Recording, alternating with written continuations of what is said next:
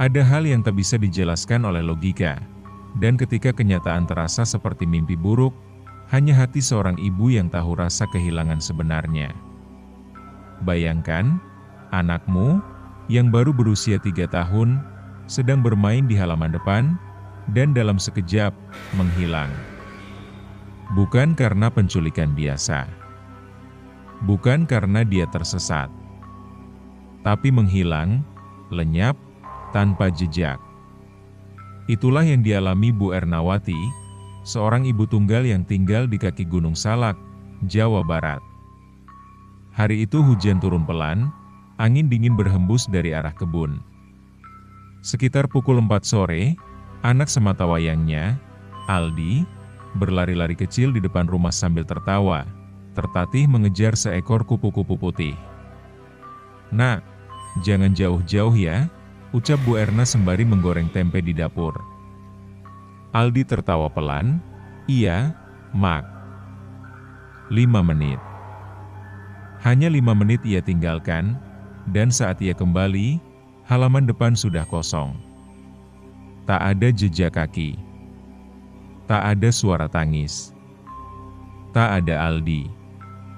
Pencarian dilakukan dari hari ke hari. Doa, air mata, harapan yang semakin tipis. Polisi, warga, bahkan dukun kampung pun ikut turun tangan. Tapi semuanya nihil. Tahun berganti. 10 tahun penuh luka dan doa. Sampai suatu malam, ketika Bu Erna sedang membaca Yasin di ruang tengah, suara kecil memanggil dari luar jendela. "Mama." Ia mendongak. Jantungnya berhenti berdetak sesaat. Di balik tirai jendela, Aldi berdiri. Masih dengan piyama bergambar mobil biru, tubuh mungil, pipi cabi, rambut acak-acakan, tapi dia tak tumbuh. Masih anak usia 3 tahun. Setelah 10 tahun. Dan dari belakang, samar-samar, ada sosok perempuan berambut panjang, berpakaian putih kotor, berdiri membelai kepalanya. Siapa dia? Disinilah cerita horor dan keajaiban bermula. Bukan sekadar kisah anak hilang, tapi tentang cinta, penyesalan, dan ikatan tak kasat mata antara dunia manusia dan dunia arwah. Ini kisah tentang Aldi, anak yang diambil kuntilanak, dan kembali, tanpa pernah bertambah usia. Sebelum memulai kisahnya, pasang earphone-mu, biar horornya terasa lebih nyata. Kalau kamu suka cerita kayak gini, jangan lupa like, komen, subscribe, dan share ke teman-temanmu. Lorong Misteri selalu punya kisah yang siap bikin bulu kuduk merinding. Sore itu langit berwarna abu. Matahari bersembunyi di balik awan tebal, menyisakan cahaya kuning pudar yang menggantung rendah di atas pepohonan. Udara terasa lembab. Angin membawa aroma tanah basah dari hutan belakang rumah. Di sebuah kampung kecil di kaki Gunung Salak, seorang anak lelaki berusia 3 tahun sedang bermain di halaman depan rumahnya. Namanya Aldi. Tubuhnya mungil, kulitnya cerah, dan pipinya bulat kemerahan. Ia mengenakan piyama bergambar mobil biru yang sudah agak lusuh, tapi itu piyama kesukaannya. Ibunya, Bu Ernawati, tengah memasak tempe goreng di dapur. Bau minyak panas dan irisan bawang putih semerbak memenuhi ruangan. Dari jendela dapur, ia masih bisa melihat anaknya berlari-lari kecil mengejar seekor kupu-kupu putih yang menari-nari di udara. "Aldi, jangan jauh-jauh ya, Nak," teriak Bu Erna sambil menoleh sekilas. "Iya, Mak," sahut Aldi, tertawa kecil. Suaranya cempreng, polos, dan penuh keceriaan anak-anak. Lalu, tiba-tiba saja, hening. Tak ada suara. Tak ada tawa, tak ada langkah kecil yang biasa terdengar menghentak tanah. Bu Erna menoleh ke jendela lagi. Halaman itu kosong. wajahnya berubah. Ia meletakkan spatula, mematikan kompor, dan berjalan cepat keluar rumah. "Aldi," panggilnya pelan. Tidak ada jawaban. "Aldi." Panggilnya lebih keras, kini mulai panik. Ia berlari ke halaman, menengok ke kiri dan kanan. Tidak ada siapa-siapa. Hanya dedaunan yang bergoyang pelan dan suara burung yang bernyanyi samar dari kejauhan. Ia memeriksa bawah kursi bambu, balik rumah, bahkan semak-semak kecil di tepi jalan. Tidak ada jejak. Tidak ada sandal kecil. Tidak ada tanda-tanda anaknya pernah berdiri di sana. Detik berubah jadi menit. Menit berubah jadi jam. Langit makin gelap. Warga mulai berdatangan. Mereka menyebar ke seluruh penjuru kampung, memanggil-manggil nama Aldi. Tapi Aldi seperti ditelan bumi. Saat malam tiba, dan satu persatu warga mulai mundur karena tidak ada hasil, Bu Erna terduduk di tanah depan rumah. Matanya kosong, bibirnya bergetar, air matanya mengalir perlahan. "Aldi, kamu di mana, Nak?" Dan dari kejauhan, di arah pohon besar yang berdiri menjulang di ujung jalan tanah, sekelebat bayangan putih melintas cepat. Tak ada yang melihat, kecuali kucing hitam tua yang duduk di atas pagar. Matanya tajam, dan ia menatap ke tempat Aldi terakhir kali berdiri, seolah tahu sesuatu yang manusia tak mampu lihat. Malam pertama adalah malam tergelap dalam hidup Bu Erna. Ia tidak tidur, tidak duduk, tidak makan. Ia hanya berdiri di depan rumah dengan mata sembab menatap jalanan tanah yang basah karena gerimis tipis.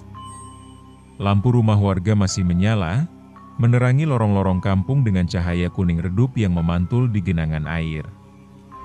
Suara kodok bersahutan.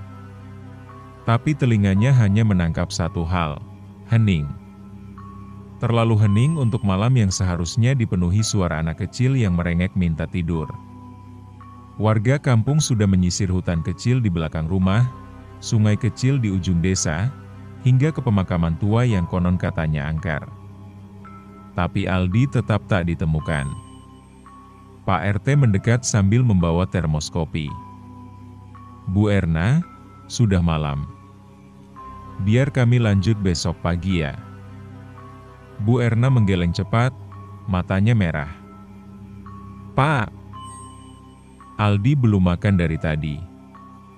Dia pasti takut, air matanya tak terbendung lagi.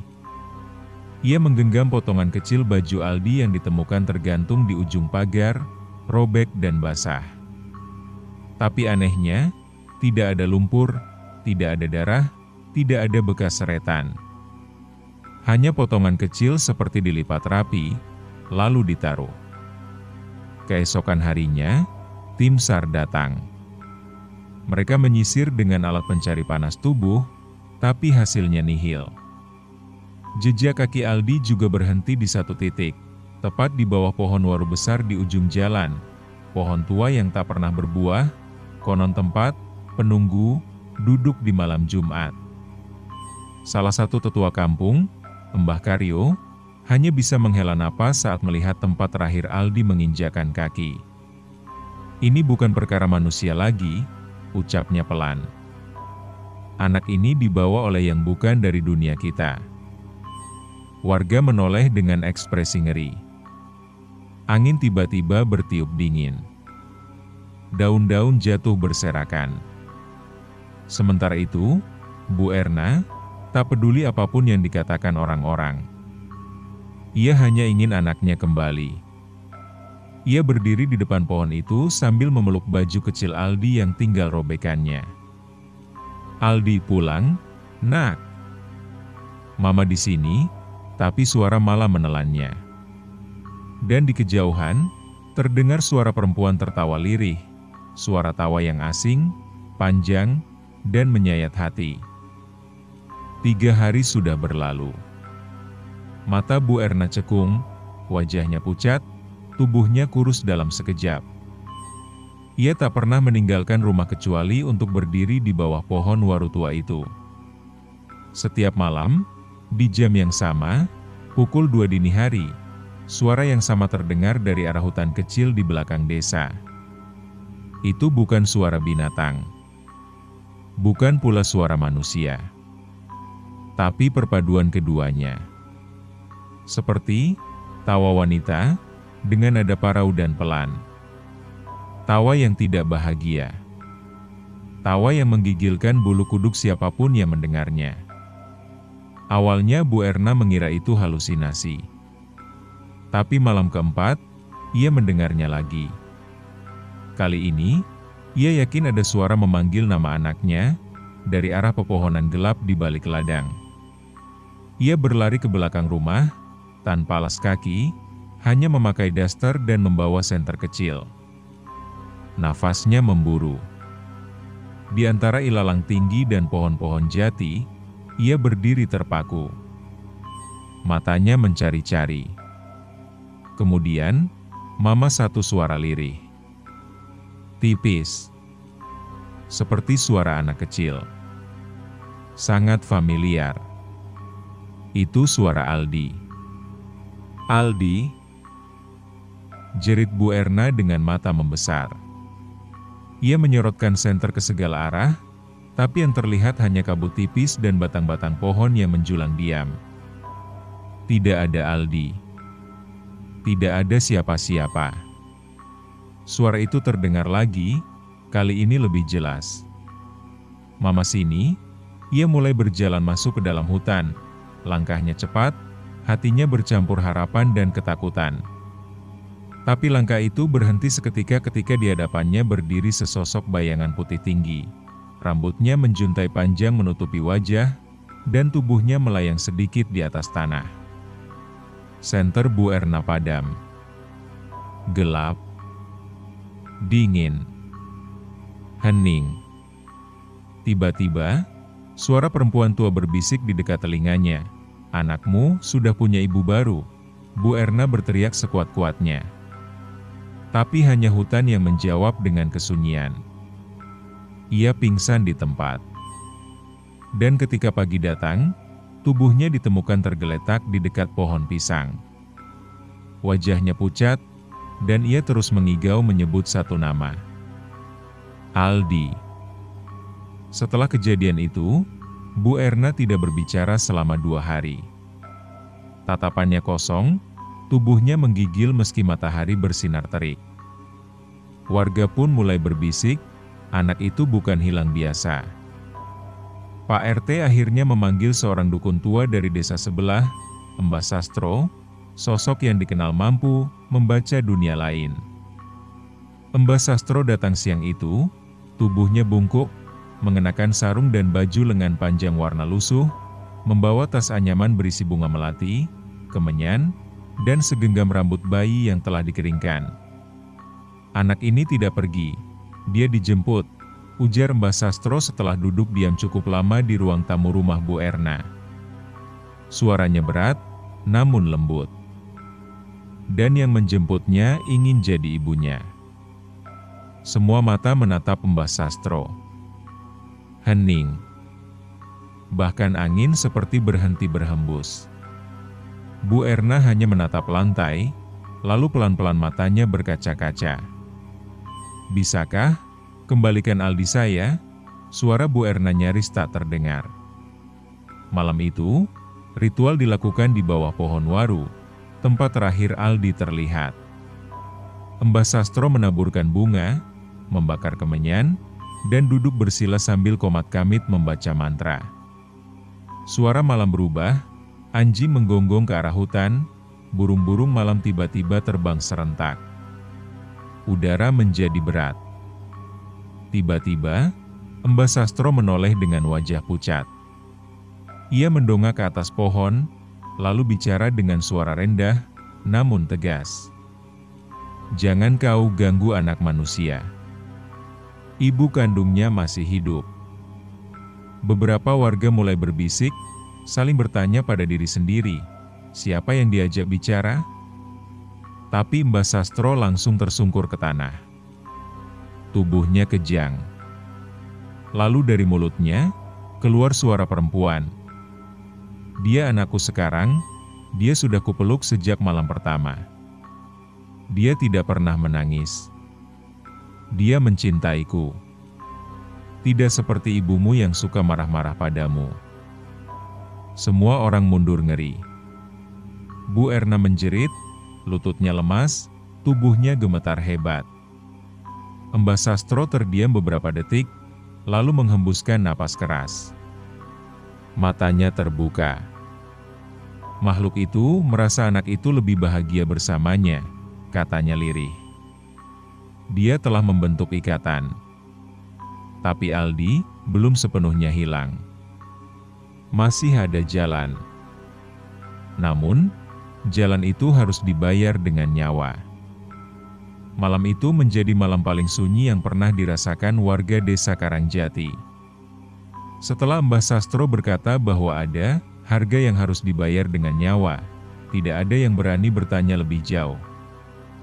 Tapi Bu Erna tidak peduli lagi pada hidupnya. Ia sudah kehilangan segalanya. Di dalam kamarnya yang pengap dan gelap, Bu Erna terduduk di lantai. Di depannya tergelar sajadah yang sudah lusuh. Tangisnya tak keluar, hanya sesekali tubuhnya terisak tanpa suara. Ia seperti perempuan yang sudah tak punya apa-apa lagi, kecuali satu, tekad untuk bertemu Aldi meski harus melewati batas dunia. Kalau memang harus tumbal, gumamnya lirih.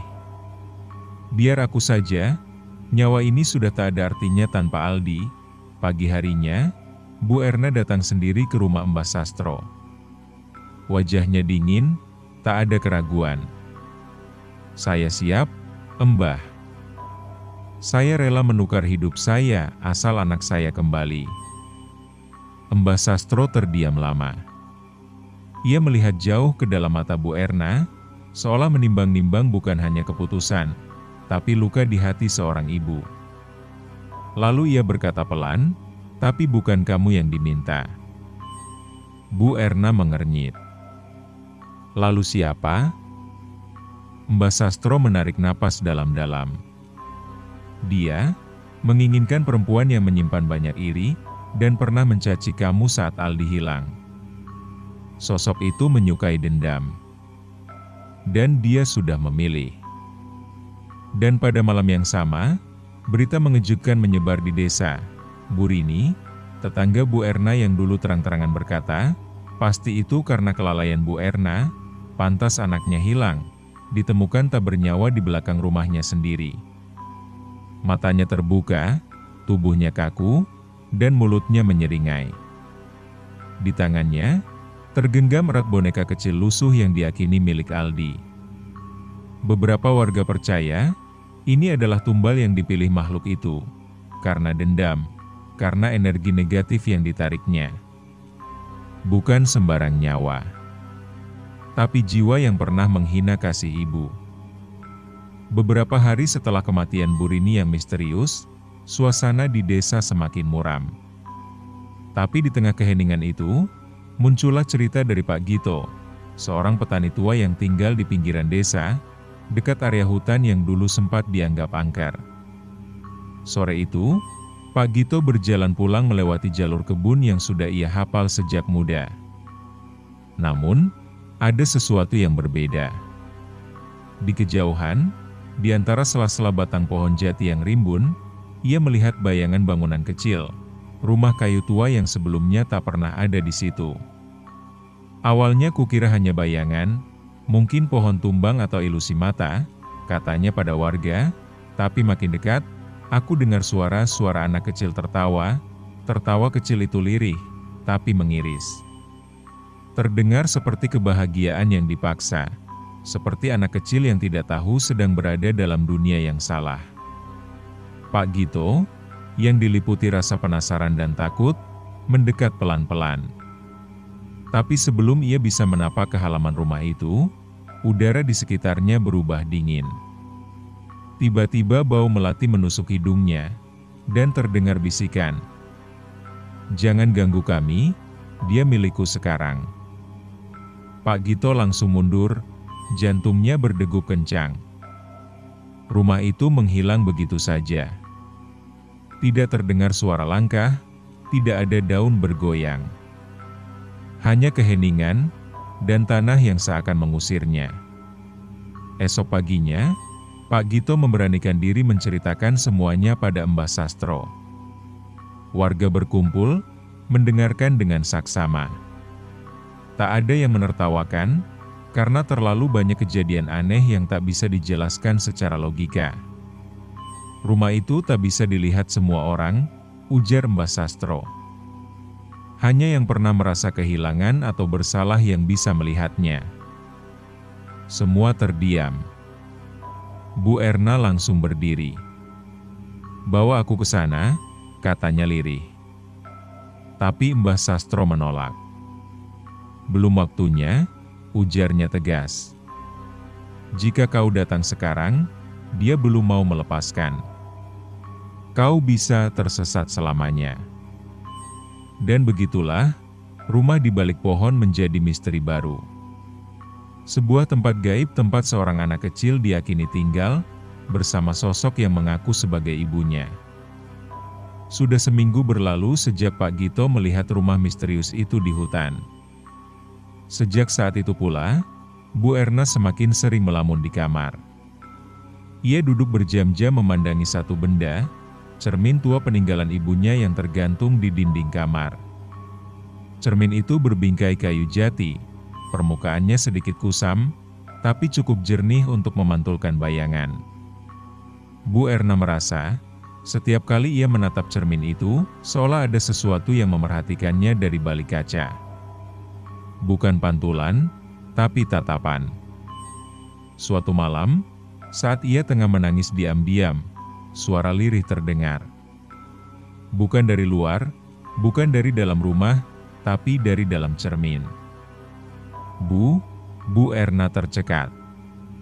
Ia menoleh ke sekeliling, tapi tak ada siapapun. "Bu, aku dingin," suara itu terdengar lagi. Suara anak kecil. Suara yang ia kenal. Suara Aldi. Tangis Bu Erna pecah seketika. Ia berdiri dan menempelkan telapak tangannya ke permukaan kaca. "Aldi? Nak, itu kamu?" tanyanya lirih. Cermin itu tak memberi jawaban, hanya bayangan kabur muncul sesaat. Sesosok anak kecil berdiri, memandang dari balik dunia lain. Wajahnya pucat, matanya seperti meminta pertolongan. Tapi di belakangnya, ada siluet perempuan berambut panjang, berdiri diam, dengan senyum samar yang menyeramkan. Bu Erna terjatuh. Nafasnya tercekat. Ia tahu sekarang, Aldi memang masih hidup, tapi tak di dunia yang sama. Dan kini, ia mencoba berbicara lewat pantulan benda-benda yang menyimpan kenangan. Sejak malam itu, Bu Erna selalu duduk di depan cermin, menunggu suara itu kembali. Menunggu Aldi. Tapi pesan yang datang semakin mengerikan. "Aku dikurung di rumah kayu. Jangan biarkan dia jadi ibuku selamanya." Bu Erna semakin yakin, ia tak boleh diam. Ia harus menyelamatkan anaknya dari pelukan makhluk halus yang selama ini menahannya. Pagi itu, kabut belum sepenuhnya mengangkat dari perbukitan desa saat Bu Erna datang ke rumah Mbah Sastro. Wajahnya pucat, matanya sembab, tapi ada tekad di balik sorotnya. Ia sudah tak peduli apa kata orang. Jika Aldi bisa mengirim pesan dari dalam cermin, maka ia pun ingin mengirimkan pesan kembali ke sana, ke tempat sunyi yang telah memenjarakan anaknya selama 10 tahun. Mbah Sastro menyambutnya dengan diam. Ia tahu, saatnya telah tiba. Dengan suara berat dan lambat, ia berkata, "Kau tak bisa memanggil balik tanpa membuka pintu." "Pintu apa, Mbah?" tanya Bu Erna gemetar. "Pintu antara dunia ini dan dunia yang tidak seharusnya kita jejaki." Mereka menuju sebuah pondok tua di dekat sungai. Tempat itu sudah lama dibiarkan kosong. Dindingnya dipenuhi jampi, dan di tengah lantainya ada lingkaran kuno yang digambar dengan kapur putih dan abu bekas pembakaran dupa. Mbah Sastro menyalakan kemenyan dan menabur bunga melati di sekeliling lingkaran. Lalu ia menyerahkan satu benda kepada Bu Erna, baju kecil milik Aldi, yang pernah dipakai saat terakhir kali terlihat. Pegang ini. Duduk di tengah lingkaran. Jangan keluar, apapun yang terjadi, pesan Mbah Sastro. Suasana berubah. Udara menjadi lebih berat. Cahayanya meredup, walau matahari masih tinggi di luar. Ketika Bu Erna mulai membaca mantra yang dibisikkan Mbah Sastro, cermin kecil diletakkan di hadapannya.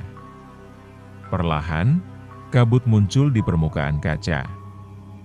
Suara-suara samar terdengar, seperti tawa anak kecil, lalu tangis, lalu jeritan kecil. "Bu, itu suara Aldi." Bu Erna menggigil.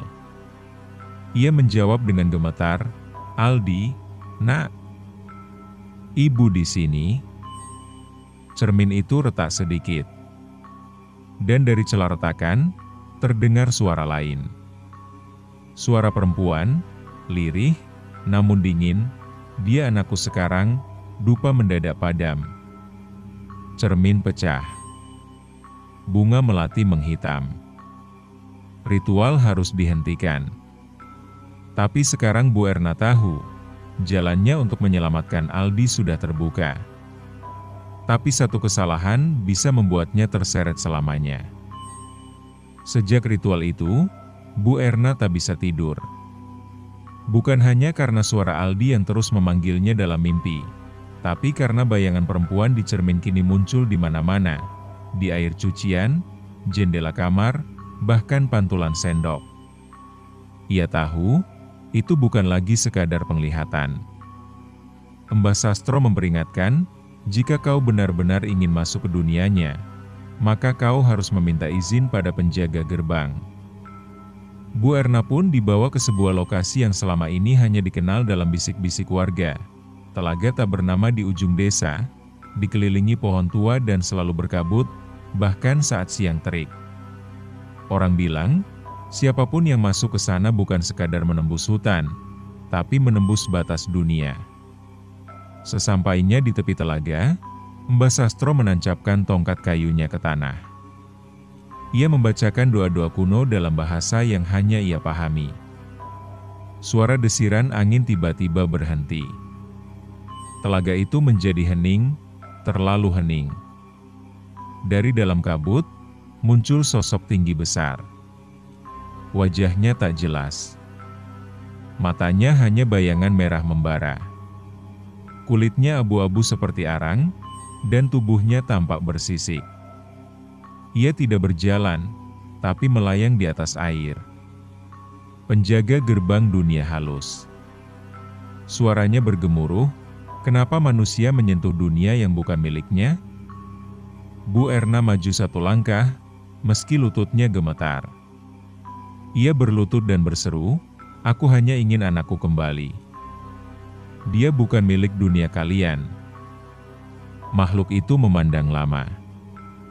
Lalu ia menjawab, "Jika kau ingin dia kembali, kau harus menggantikannya." Dunia seakan berhenti. Tubuh Bu Erna melemas. Ia tak menyangka, harga untuk membawa Aldi kembali adalah nyawanya sendiri. Tapi ia mengangguk.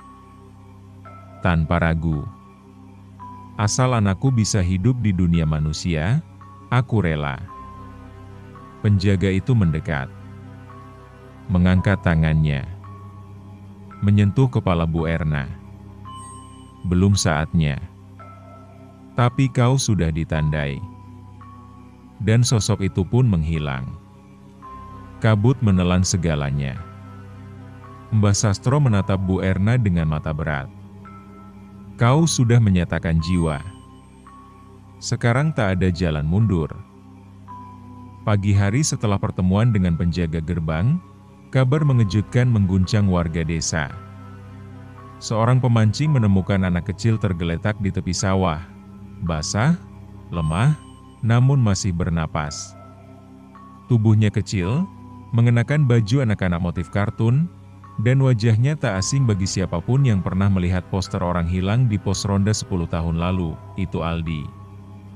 Tapi yang membuat semua orang terdiam bukan hanya keajaiban ia ditemukan, melainkan kenyataan bahwa Aldi masih berumur 3 tahun.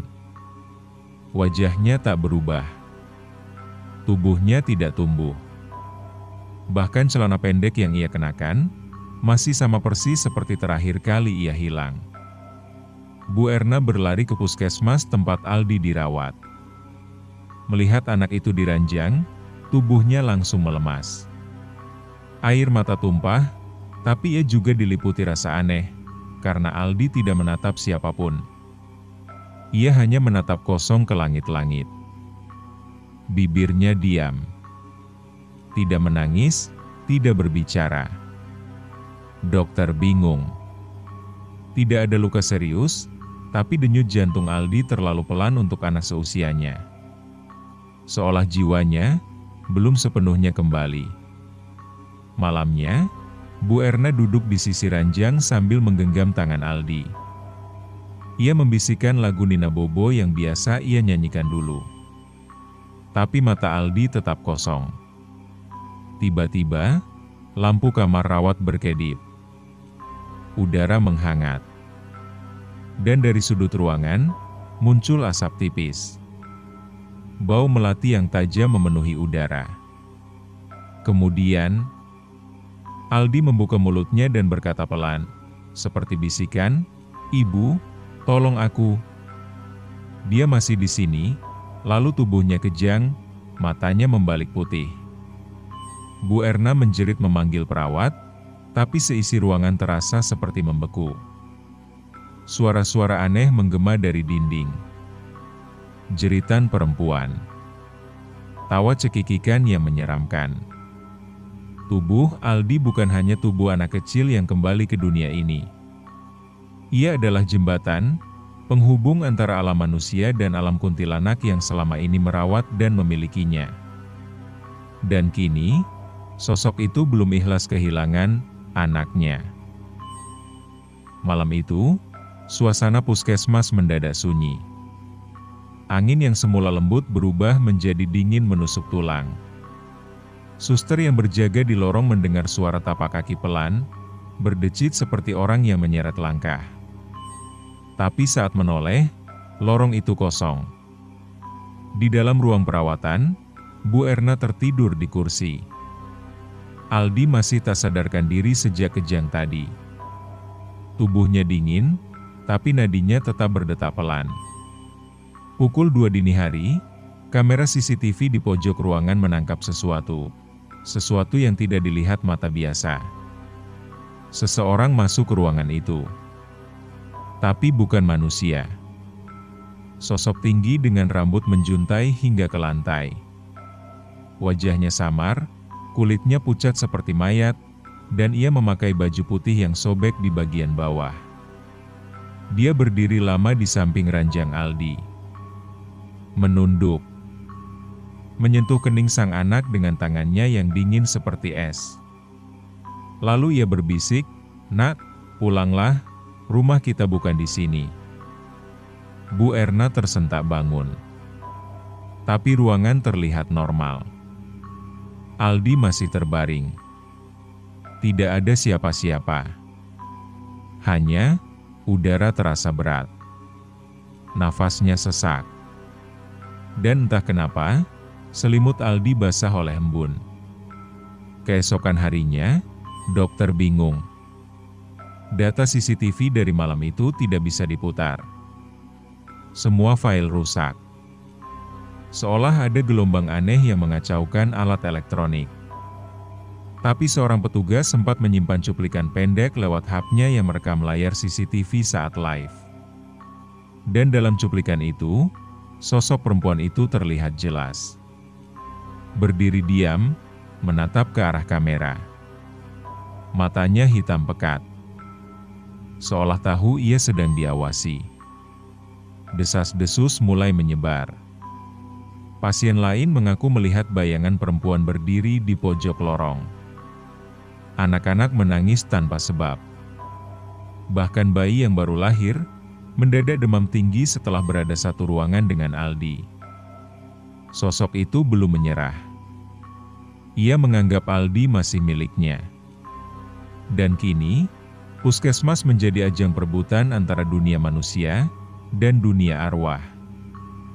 Pagi yang muram menyelimuti puskesmas kecil di pinggiran desa. Kabut masih menggantung rendah, menembus celah jendela yang dibiarkan terbuka sedikit untuk sirkulasi. Udara terasa berat, seperti ada sesuatu yang menolak pagi datang sepenuhnya. Aldi, yang sejak malam sebelumnya tak bergerak, mendadak duduk.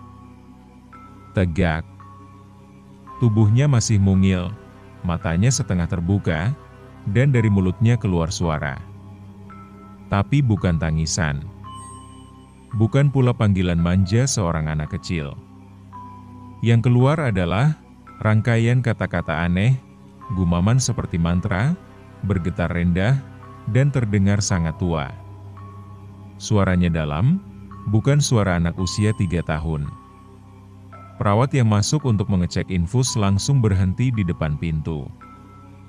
Tubuhnya gemetar. Bulu kuduknya berdiri.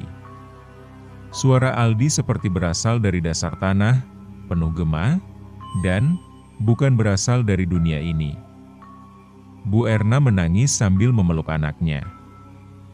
Aldi, "Nak, kamu ngomong apa, sayang?" Aldi, tapi anak itu tidak menyahut. Hanya terus menggumam dengan bahasa yang tidak dikenal siapapun. Beberapa warga desa yang datang menjenguk mencoba merekam suara itu, lalu meminta seorang ustaz untuk mendengarkannya. Dan hasilnya, membuat semua orang terdiam. Ustaz berkata, ini bukan bahasa manusia. Ini bukan dari bumi. Ini bahasa makhluk gaib. Aku pernah mendengar suara seperti ini dalam ruqyah berat. Ini bukan Aldi yang bicara, tapi makhluk yang ada di dalam tubuhnya. Tubuh Aldi menjadi medium. Ia bukan sepenuhnya anak manusia lagi. 10 tahun bersama sosok kuntilanak telah menjadikannya wadah yang terbuka antara dua dunia. Ada bagian dirinya yang masih anak kecil, tapi ada bagian lain yang bukan miliknya lagi. Yang telah dirasuki, dimiliki, dikunci. Dan ketika gumaman itu berhenti, Aldi perlahan menoleh ke ibunya dan berkata dengan suara datar, "Aku harus kembali, kalau tidak, dia akan ambil ibu."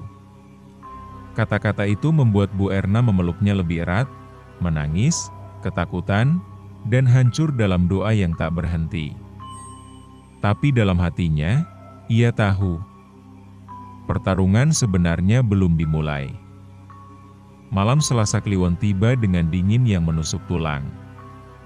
Angin berhembus pelan, membawa aroma dupa dan kemenyan yang khas. Lampu pelita berayun lembut di teras rumah Bu Erna, menerangi wajah-wajah yang penuh kecemasan.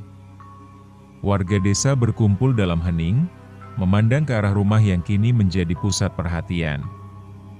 Di dalam rumah, seorang dukun tua duduk bersila, matanya terpejam, tangannya menggenggam keris pusaka yang sudah berusia ratusan tahun. Suara gemerisik daun kering dan desahan angin memenuhi udara, seperti alam semesta sedang mendengarkan. Bu Erna duduk di dekat dukun, memeluk Aldi yang tertidur lemah.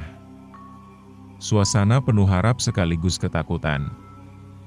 Dukun membuka matanya perlahan, menatap Aldi dengan penuh kasih dan waspada. "Anak ini bukan sekadar manusia," katanya lirih. "Ada ikatan kuat antara dia dan makhluk yang menculiknya dulu. Jika ikatan ini tidak putus, anak ini tidak akan pernah bisa hidup seperti manusia." Dukun mulai melantunkan mantra, suaranya dalam dan bergetar. Kemenyan di sekeliling mulai berasap tebal, membentuk bayangan samar di udara. Sesekali, Aldi menggeliat, seolah merasakan sesuatu yang tak terlihat. Tiba-tiba, suara tertahan keluar dari mulut Aldi. Sebuah suara nyaring dan serak, bukan suara anak kecil. Warga desa terdiam, merasakan hawa gaib yang kuat. Dia melawan, bisik dukun. Tapi kita harus kuat. Ritual berlangsung hingga larut malam, diselingi doa dan isak tangis Bu Erna. Harapan dan ketakutan bercampur dalam satu perasaan yang sulit diungkapkan. Di luar rumah, bayangan gelap bergerak perlahan, mengawasi dari kejauhan. Sosok kuntilanak itu belum menyerah, masih menunggu kesempatan. Senja mulai merangkak turun, mengubah langit desa menjadi merah darah.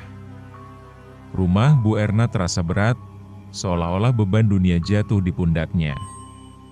Tubuh kecil Aldi yang masih lemah terbaring di ranjang, sementara Bu Erna duduk di sampingnya, memegang erat tangan mungil itu. Sejak ritual malam tadi, tubuh Aldi bergetar sesekali, matanya kosong, dan suara-suara aneh masih terkadang terdengar. Tapi Bu Erna tidak pernah melepaskan pelukannya, melawan ketakutan dan keputusasaan. Malam semakin pekat, dan di luar jendela, suara tawa mengerikan dan bisikan-bisikan halus mulai terdengar. Kuntilanak itu, mulai mendekat dengan langkah perlahan, seolah menunggu saat yang tepat. Tiba-tiba, jendela rumah terbuka dengan sendirinya, angin dingin masuk menerpa, membuat lilin di meja hampir padam. Bu Erna berdiri, suara gemetar tapi penuh tekad. "Pergi, biarkan anakku bebas." Suara Bu Erna pecah, penuh perjuangan. Bayangan sosok kuntilanak terlihat samar di sudut ruangan, rambut panjangnya yang kusut bergerak mengikuti angin. Matanya merah menyala, menatap penuh dendam. Namun, Bu Erna terus berdoa, mengucapkan ayat-ayat suci dengan suara lantang, seolah memanggil kekuatan yang lebih besar untuk melawan kegelapan itu. "Ini bukan hanya perjuanganku, tapi perjuangan cinta seorang ibu," bisiknya. Kuntilanak itu mengerang, meronta seolah terbelenggu oleh doa dan keyakinan. Perlahan bayangannya menghilang, tertarik ke kegelapan malam yang pekat. Namun, Bu Erna tahu, pertarungan ini belum usai.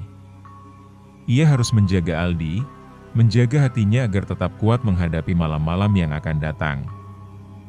Pagi itu, sinar mentari masuk perlahan ke kamar kecil di rumah Bu Erna.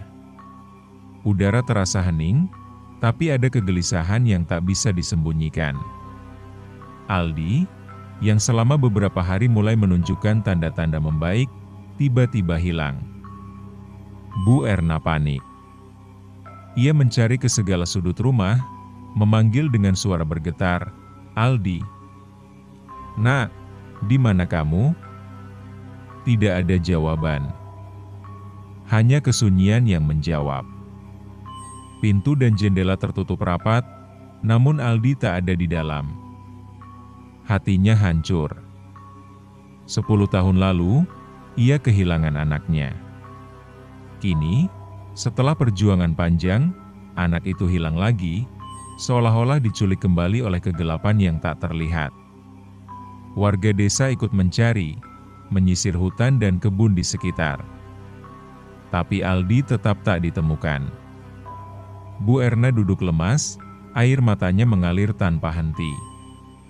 "Tuhan, jangan ambil dia lagi," bisiknya. Namun, di sudut desa yang sunyi, bayangan hitam bergerak cepat, membawa Aldi ke dunia lain yang penuh misteri dan bahaya. Pertarungan cinta seorang ibu belum selesai. Dan waktu terus berjalan, dengan rahasia yang semakin dalam. Senja mulai menyelimuti desa, semburat oranye membentang di balik pepohonan.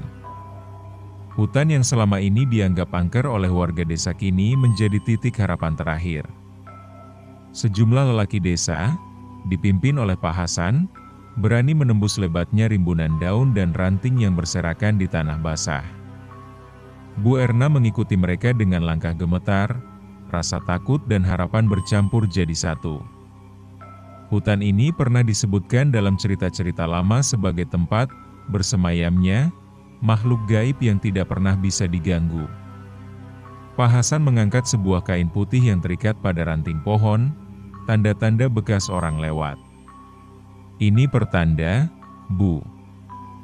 Mungkin Aldi masih di sekitar sini. Mereka terus maju, suara serangga malam mulai bersahut-sahutan, dan angin malam berbisik lembut melalui celah-celah daun. Rasa dingin menyusup ke tulang, tapi semangat tak luntur. Tiba-tiba, di bawah sebuah pohon besar, mereka menemukan sebuah boneka kecil lusuh yang sangat mirip mainan Aldi dulu. Hati Bu Erna teriris, air mata kembali mengalir tanpa sadar.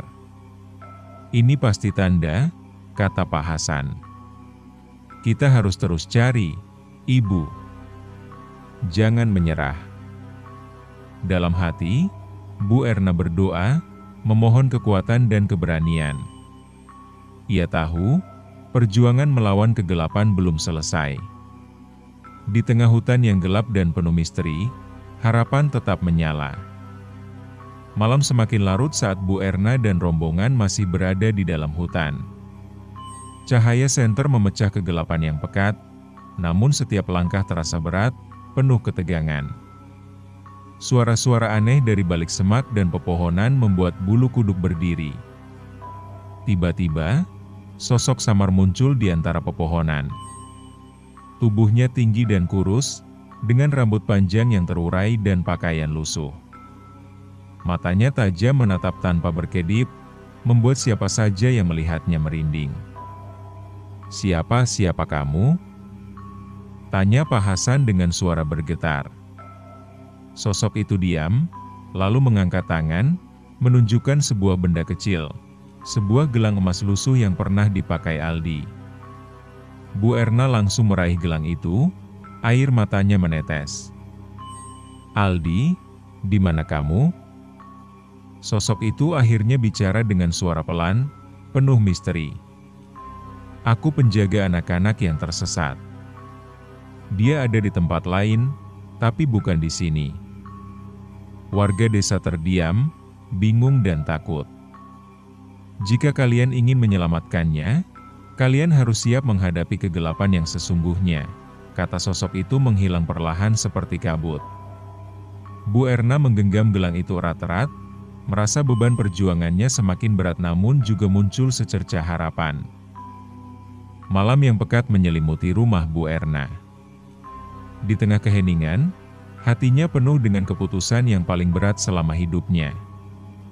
Meskipun tubuh kecil Aldi masih terperangkap dalam wujud anak 3 tahun, Bu Erna tahu, untuk menyelamatkannya, ia harus melakukan sesuatu yang tak terbayangkan.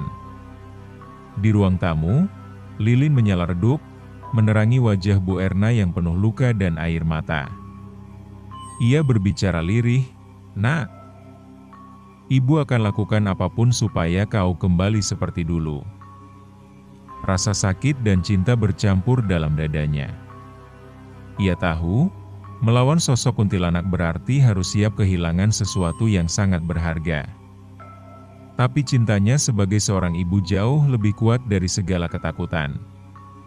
Saat ia melangkah keluar rumah menuju hutan, angin dingin menyambut, dan suara-suara gaib mulai mengelilinginya. "Tolong beri aku kekuatan," bisik Bu Erna, menggenggam tas kecil berisi benda-benda pusaka yang dipercayainya bisa melawan kegelapan. Di tengah hutan, sosok kuntilanak muncul lagi, menatap Bu Erna dengan mata merah menyala penuh amarah. Tapi kali ini, Bu Erna tak mundur. Ia berdiri tegak, menatap balik, dan mengangkat tangan, mengucapkan mantra perlindungan dengan suara penuh keberanian. Pertarungan batin dan sihir berlangsung sengit, dan Bu Erna merasakan darah dingin mengalir. Namun, ia tahu ini adalah pengorbanan terakhirnya demi anaknya. Di tengah malam yang sunyi, setelah perjuangan panjang dan pengorbanan luar biasa, ada keheningan yang begitu dalam menyelimuti rumah Bu Erna. Di kamar kecil, tubuh mungil Aldi terbaring tak bergerak. Namun, mata kecil itu perlahan membuka, menatap dunia dengan penuh keajaiban. Bu Erna yang menunggu di luar kamar merasakan sesuatu berubah. Ia masuk dengan hati berdebar, dan saat melihat Aldi membuka matanya, air matanya tumpah tanpa terkendali. "Nak, kau kembali," bisiknya penuh haru. Tidak seperti sebelumnya, kali ini tubuh Aldi tampak lebih kuat, lebih hidup. Perlahan, anak kecil itu mulai tersenyum. Suara tawa kecilnya mengisi ruangan yang selama ini penuh kesedihan. Namun, di balik kebahagiaan itu, Bu Erna tahu bahwa perjalanan mereka belum sepenuhnya selesai. Kegelapan yang selama ini membayang masih mengintai, tapi untuk malam ini, harapan dan cinta telah menang. Mentari pagi mulai menyinari desa dengan lembut, membangunkan harapan baru yang telah lama tertidur. Bu Erna duduk di depan rumah, memandang Aldi yang kini bermain riang. Tawa kecilnya mengalun seperti lagu paling indah. Namun, pengalaman pahit 10 tahun hilangnya sang anak telah meninggalkan bekas yang dalam. Bu Erna tahu, hidup adalah perjuangan yang tak mudah, dan cinta seorang ibu bisa melampaui segala batas. "Anakku," gumamnya pelan, "jangan pernah takut walau dunia kadang gelap dan penuh misteri. Karena cinta dan keberanian akan selalu menjadi cahaya di saat tersulit." Kisah ini bukan hanya tentang hilangnya anak, tapi tentang keteguhan hati, harapan, dan kekuatan kasih sayang yang tak pernah padam. Bu Erna mengajarkan kita untuk tidak menyerah meski hidup membawa kita ke dalam kegelapan. Pesan moralnya, jangan pernah lelah berharap dan berjuang, karena cinta sejati adalah kekuatan terbesar yang bisa mengalahkan segala kegelapan. Terima kasih sudah mendengarkan kisah ini sampai habis. Jangan lupa like, komen, subscribe, dan share ke teman-temanmu. Lorong Misteri akan selalu punya kisah yang siap bikin bulu kuduk merinding, dan jika mau request judul cerita, silahkan komen di kolom komentar di bawah. Kami akan buatkan untuk kalian.